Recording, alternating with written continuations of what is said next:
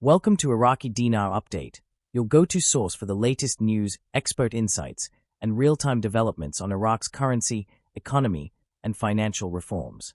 Whether you're a long-time investor or just curious about the dinar, you're in the right place. Iraq stands in a remarkably unique position on the global financial stage today, and the signs surrounding its monetary reform are, to the trained eye, undeniably apparent.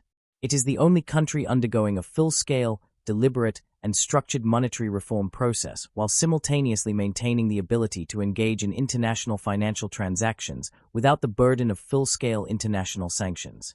What makes this situation even more striking is that this is occurring while Iraq continues to operate under a program exchange rate of 1310 dinars to the US dollar, a rate that is not reflective of its actual economic potential, resources, or trajectory in the context of its reform efforts. That in itself raises profound questions and observations for those who have been closely following not just Iraq's financial evolution, but also the larger picture of global monetary policy and geopolitical alignment. Let's break down why this is significant and how it is far from normal in comparison to global trends. First, it is important to understand the nature of Iraq's monetary reform. This is not just a currency devaluation or a typical adjustment for inflation. This is a calculated restructuring of the entire monetary system. It includes digital infrastructure reforms, modernization of banking protocols, enhanced compliance with international standards, and preparation for the possibility of currency redenomination or revaluation. Most countries that undertake even a fraction of this kind of reform often do so under duress or through guidance from international financial institutions such as the IMF or the World Bank.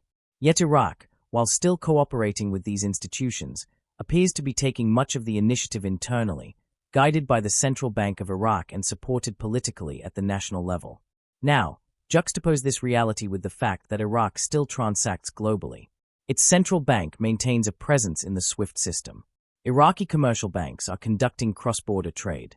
Despite some restrictions and scrutiny placed on certain financial institutions due to issues such as dollar smuggling or illicit trade with sanctioned actors like Iran, Iraq as a state is not under international sanctions that bar it from transacting. That is a crucial distinction. Most countries undergoing major monetary reform, especially if they have had histories of war, internal corruption, and institutional rebuilding, do not get this kind of leeway. They often face isolation or conditionality in their financial interactions. Yet Iraq is navigating this space while still holding a seemingly undervalued currency at a program rate that was fixed during a completely different economic era. The program rate of 1310 is more than just a number.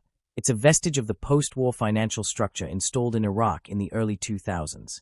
At that time, Iraq's economic situation was one of reconstruction and dependence on foreign intervention, particularly from the United States and institutions like the IMF.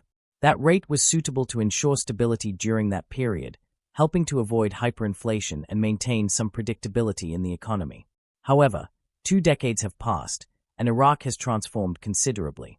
The country is now asserting more autonomy over its economic decisions. It's ramping up oil production, expanding non-oil sectors, forming trade partnerships with neighboring countries, and investing in digitizing its entire financial system. In that context, a program rate of 1310 dinars per dollar is not only outdated, it is becoming an anomaly. When you consider the broader picture, it is indeed glaringly obvious that Iraq is being positioned for a financial shift. The question is no longer if Iraq will change its monetary posture, but when and how.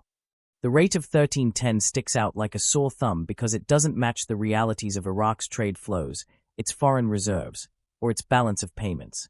Furthermore, the Central Bank of Iraq has already laid down multiple signs of this transformation. It has upgraded its foreign currency auction mechanisms, tightened anti-money laundering controls, and brought more banks in line with Basel III standards. These are not the behaviors of a stagnant economy. These are the proactive moves of a central bank preparing for higher levels of economic integration, and possibly a currency reform that would recalibrate the entire exchange rate regime. Even Iraq's move toward introducing a digital dinar adds fuel to this fire. Why would a country stuck in the past, with an undervalued currency, put resources into digital currency infrastructure, cross-border remittance modernization, and payment interoperability with international partners? The answer is, it wouldn't, unless it was preparing for something more consequential. The digital dinar is not just a convenience tool for local transactions. It's a stepping stone toward full convertibility, transparency, and global trust in the dinar as a stable medium of exchange. This is being done in tandem with deeper economic cooperation across the region, particularly with countries in the GCC, as well as with the Chinese and Turkish markets. These are moves being made not by a country surviving under a suppressed monetary regime, but by a country strategically readying itself for a major leap. It's also worth noting that Iraq's foreign reserves are at historically high levels, which bolsters the credibility of its monetary policy. No central bank accumulates such reserves without purpose. They are not just for defending a program rate. In many cases, such reserves are used as a cushion to support a transition, either toward a floating exchange rate, a managed peg at a higher level, or a redenomination of the currency altogether. The existence of these reserves, coupled with structural reforms, suggests Iraq is preparing for exactly that, a reset of the dinar's nominal value to reflect the country's actual economic power. Further supporting this case is Iraq's active coordination with international financial institutions. In 2024, Iraq completed another round of Article 4 consultations with the IMF, a process that reviews a country's economic and financial policies. The language used in those consultations is telling. The IMF has repeatedly acknowledged Iraq's progress in banking sector modernization, revenue diversification, and monetary policy discipline. These are all prerequisites for any country looking to realign its currency. If Iraq were merely maintaining the status quo, such consultations would reflect stagnation or risk. But instead, they reflect cautious optimism. The international community sees Iraq as a potential financial player rather than just a recipient of aid or policy intervention. Thanks for tuning in to Iraqi Dinar Update.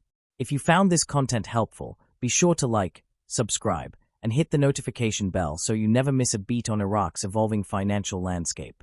Stay informed and stay ready.